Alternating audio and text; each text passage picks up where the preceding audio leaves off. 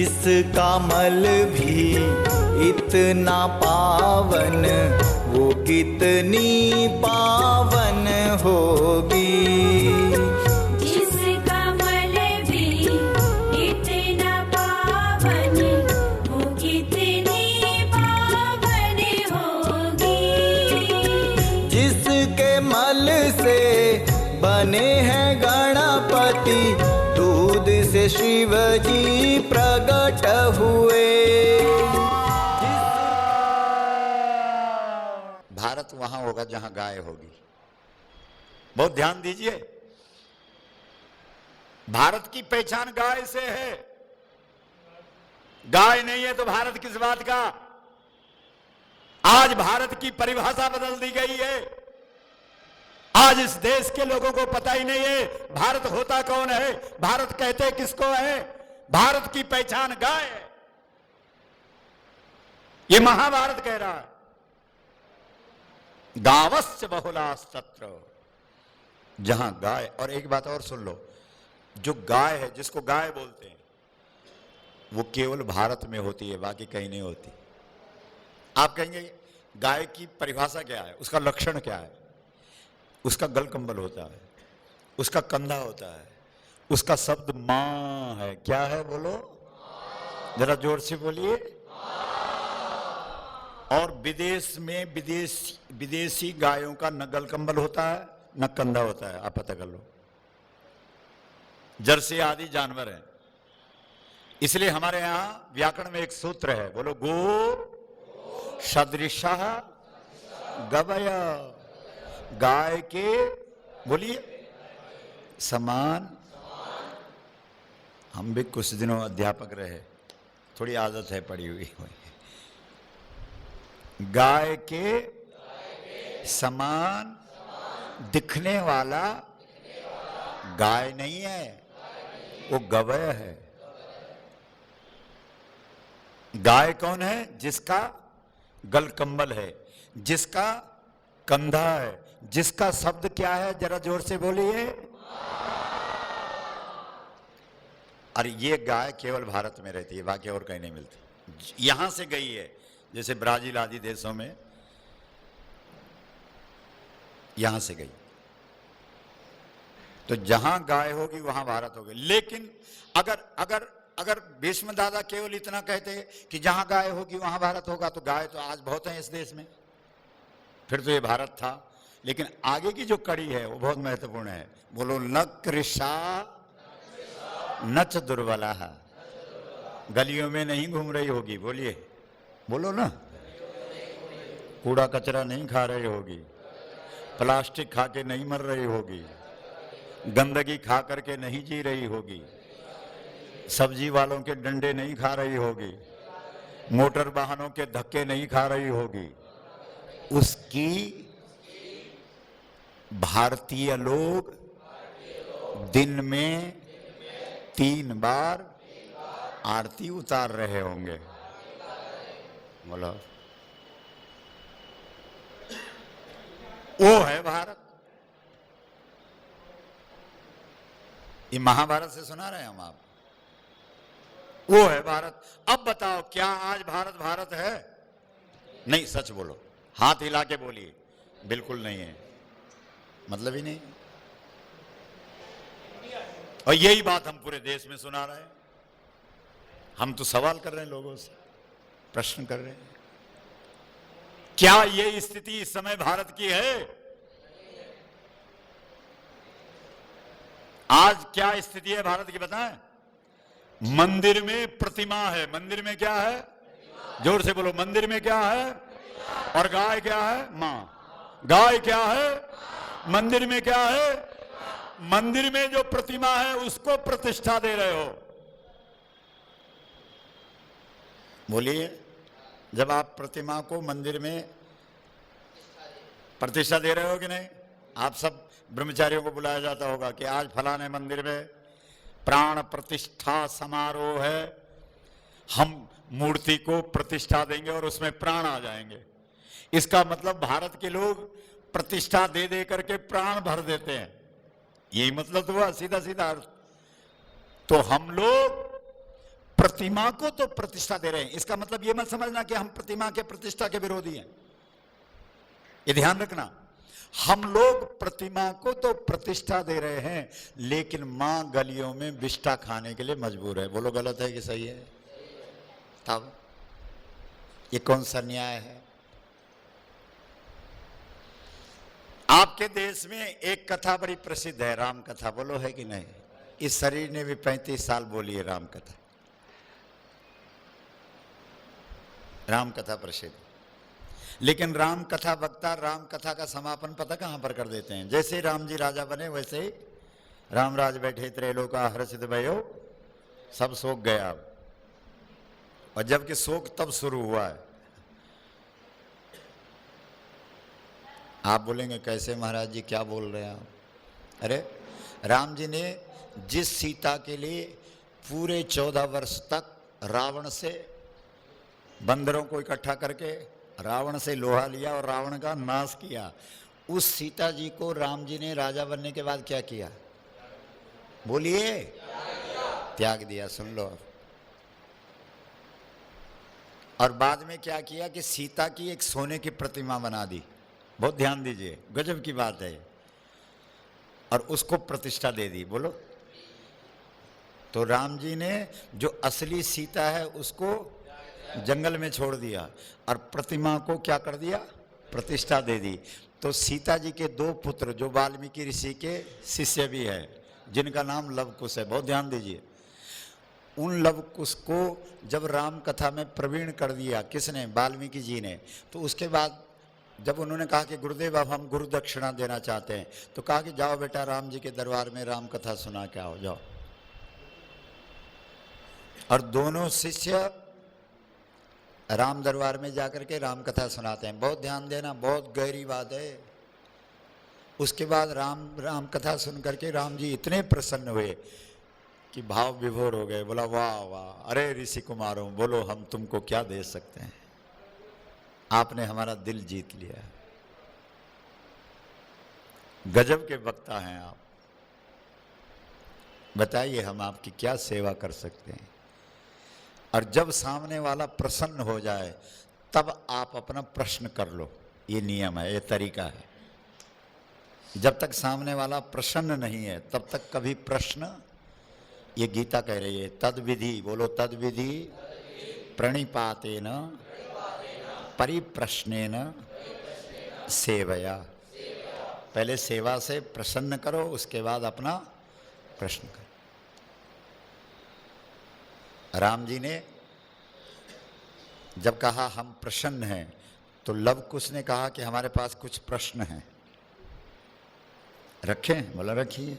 बोला महाराज जी, आपने जो असली सीता है उसका त्याग किया है और प्रतिमा को प्रतिष्ठा दे रहे हैं, ये न्याय है या अन्याय है?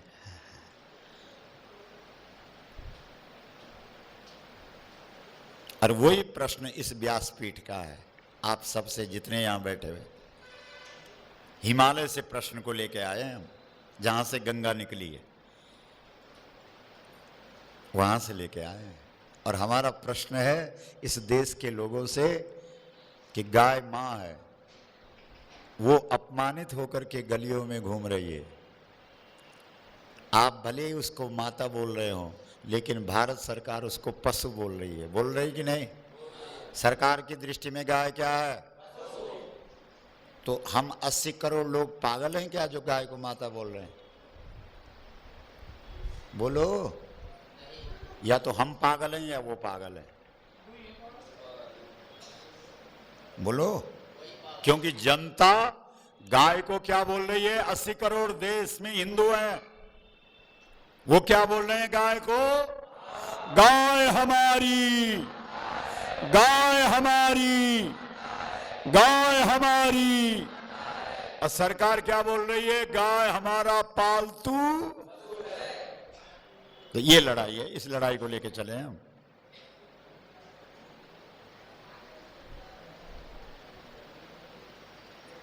बोलो लड़ाई सही है कि गलत है?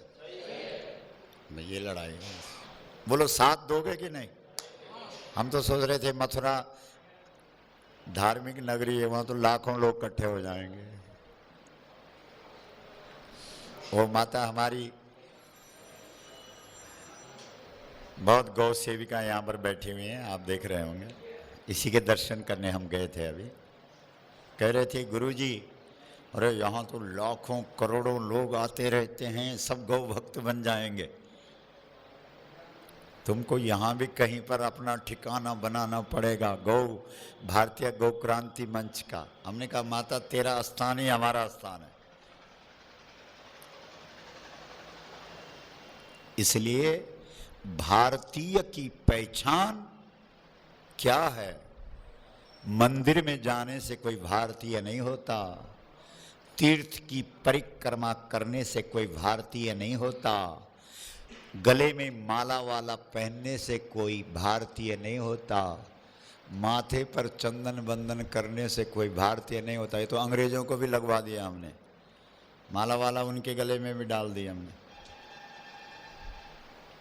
भारतीय वो है जो गाय को माता समझ करके उसकी उपासना करता हो। बोलो गलत है कि सही है? बस ये बात है साहब। बस अगर गलत है तो हमको बोलो महाराज बंद कर और वापस चला जाओ उत्तराखंड, और सही है तो बोलो कि हम भी चलते हैं आपके साथ। सीधी सीधी बात करने आए हैं, कोई कथा होता नहीं। कथा तो हम तब सुनाते थे जब राम कथा, श्रीमद् भागवत कथा। अब तो बात कर रहे हैं लोगों से। बोलो। भीष्म ने कहा गावस्य बहुलास्तत्र, ये आदि बात है। दुर्योधन अभी पूरी नहीं हुई बात। दुर्योधन बात काट देता है ना, इसलिए बोला ठहर जा, अभी अधूरी बात कही है। न कृशाः न च दुर्बलाः। जहां लोग गायों के सींग में सोना लगा देते हैं, जहां लोग गाय के खुर में चांदी लगाते हैं, जहां लोग गाय की पीठ में तांबा सजाते हैं, जहां लोग गाय के गले में कांसे की घंटी बांधते हैं, जहां लोग गाय को चलता फिरता मंदिर मानते हैं, उसको कहते हैं बेटा भारत। ये है भारत की परिभाषा। बोलो। हमारे संघ के, विश्व हिंदू परिषद के बहुत सारे भाई बैठे हैं, बहुत अच्छा। हम भी सदस्य हैं आपके उत्तराखंड में हम भी आपके ही सदस्य हैं।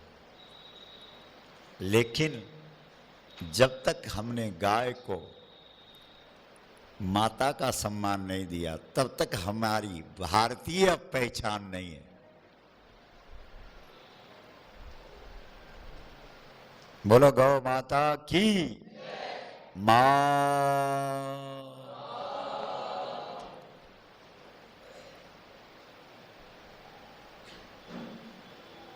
तो दुर्योधन ने पहले वो क्षेत्र चिन्हित करवाया कि कौन सी जगह ऐसी है जहां लोग गाय की आरती उतारते हैं, जहां गाय का सम्मान करते हैं। तो तब राजा विराट की नगरी देखी, बोला हाँ यार यहां हो सकते हैं वो लोग। उसके बाद फिर भी जब उसको पता नहीं लगा तो उसने आक्रमण करवा दिया। बहुत ध्यान दीजिए। क्या?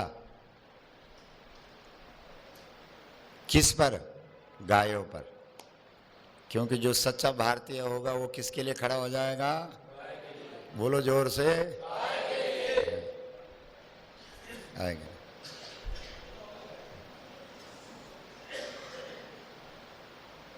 गाय। हमारे देश के सैनिकों ने भारत माता की रक्षा में एक बहुत बड़ा कदम उठाया। विदेशी पाकिस्तानी आतंकवादियों का सफाया किया। पूरे देश के अंदर पटाखे टूटे। नहीं, बड़ी अच्छी बात है, अच्छी बात है। लेकिन जिस दिन यही उत्साह तुम्हारा गौ माता के लिए हो जाएगा, उस दिन समझना कि तुम सच्चे भारतीय हो गए। बोलो गलत है कि सही है? बताइए। बाकी गाय तो रोज कट रही है। और धरती का टुकड़ा देश नहीं होता। किसी देश की संस्कृति अगर किसी देश की संस्कृति को खत्म कर दो तो समझो उस देश को खत्म कर दिया। विचार करो जरा। और तुम्हारे देश की संस्कृति गाय है। अंग्रेज जब इस देश में आए तो उन्होंने कहा हमने भारत को गुलाम करना है, लेकिन कैसे करेंगे, पहले पता तो करो कि भारत बोलते किसको है, भारत की संस्कृति क्या है। तो मैकाले ने रिपोर्ट बनाई थी, कहा भारत की संस्कृति है गौ और गंगा। गौ और गंगा को मिटा दो, भारत मिट जाएगा। अंग्रेजों ने पूछा गौ और गंगा को भारत के लोग क्या समझते हैं? मैकाले ने कहा गाय और गंगा को भारत के लोग माता कहते हैं। अंग्रेजों ने कहा हम भारतीयों से, भारत के लोगों से उनके दिमाग में इस बात को डाल देंगे कि गाय पशु है और गंगा नदी है, और वो यहाँ से डाल के चले गए। और अब तुम्हारा देश स्वतंत्र भी हो गया, लेकिन अभी तक वही कीड़ा हमारे दिमाग में घुसा पड़ा है कि गाय पशु है और गंगा नदी है। जब तक ये कीड़ा नहीं निकला तब तक भारत भारत नहीं है। बोलो गौ माता की मां।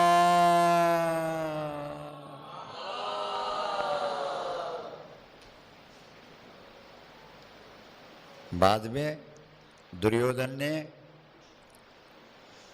आक्रमण करा दिया। किस पर? गायों पर। क्योंकि गाय पर आक्रमण करने का मतलब है भारत पर आक्रमण। क्योंकि गाय के लिए भारत खड़ा हो जाएगा। और जैसे गायों पर आक्रमण हुआ, भारत ने न इधर देखा न उधर देखा, न शर्त देखी न अपना स्वार्थ देखा। एक सेकंड में भारत गाय के लिए खड़ा हो गया। बोलो गलत बोल रहा हूं कि सही? नहीं। तब उसने ये नहीं देखा कि हम शर्त हार जाएंगे, फिर से 12 साल का वनवास हो जाएगा। No no no. एक व्यक्ति ने उसको बोला भी, जो उसके साथ रहता था, जो उसको पहचानता था, कि ए भारत कहां उठ रहा, अभी 3 दिन बाकी हैं अज्ञात वनवास के, तुम शर्त हार जाओगे, तुम्हें फिर से वनवास जाना पड़ेगा। अर्जुन ने कहा, भारत ने कहा, मैं कई कई जन्मों तक जंगल में ही भटकता रहूं, लेकिन मेरी गौ माता दुखी हो तो ये भारत चुप नहीं रह सकता। क्योंकि भारत होता ही वो है जो हमेशा गाय के लिए खड़ा रहता है। ये है भारत। बोलिए। इस भारत का दर्शन करने जा रहे हैं हम पूरे देश में। ऐसा भारत चाहते हैं हम। ये है भारत का दर्शन। दुर्योधन खड़ा हो गया। दुर्योधन ने कहा मुझे पता था तू गाय के लिए खड़ा हो जाएगा, तो गाय के लिए छुपा नहीं रहेगा, इसीलिए मैंने ऐसा किया। भाई तू शर्त हार गया है। जब तक दुर्योधन भारत को ये कह रहा है, अर्जुन को ये कह रहा था, ठीक उसी समय भारत के पीछे वृंदावन वाला खड़ा हो गया। कौन है वृंदावन वाला? श्री कृष्ण कन्हैया। तो दुर्योधन ने पूछा तुम कौन हो? वो जानता है। बोला तू कौन है यार, तू यहां कहां से आ गया? हमारी बात हो रही है, अर्जुन की और मेरी बात हो रही है, तू कौन है? तो कृष्ण कहता है जो गाय के लिए खड़ा होता है वो भारत होता है, और भारत के पीछे हमेशा कृष्ण खड़ा होता है।